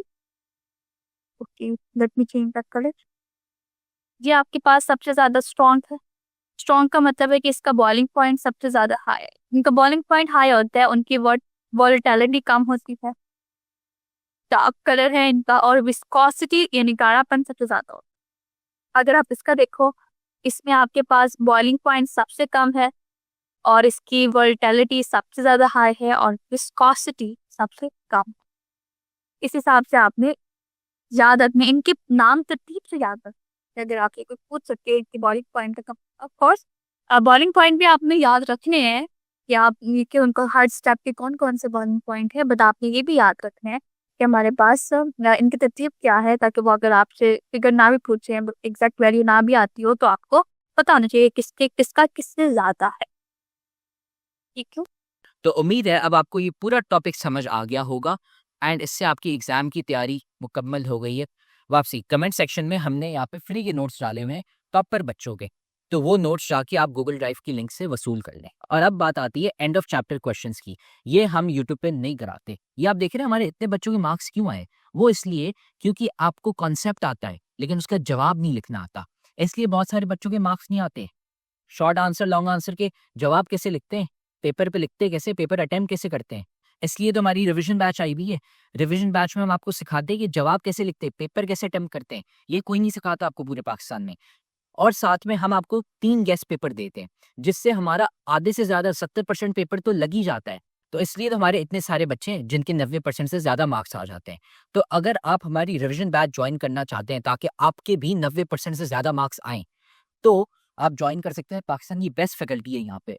800 रुपये आपने ये दे दिए, 2 महीने हम आपको A to Z सारी तैयारी करा लेंगे। और अगर आप सारे सब्जेक्ट्स के लेना चाहते हैं तो ये 3000 रुपये होंगे 7 सब्जेक्ट्स के। तो आप हमें इस व्हाट्सएप नंबर पे मैसेज कर लें, हम आपको रिवीजन बैच में ऐड कर लेंगे और आपको सिखाएंगे कि बोर्ड में टॉप कैसे करते हैं।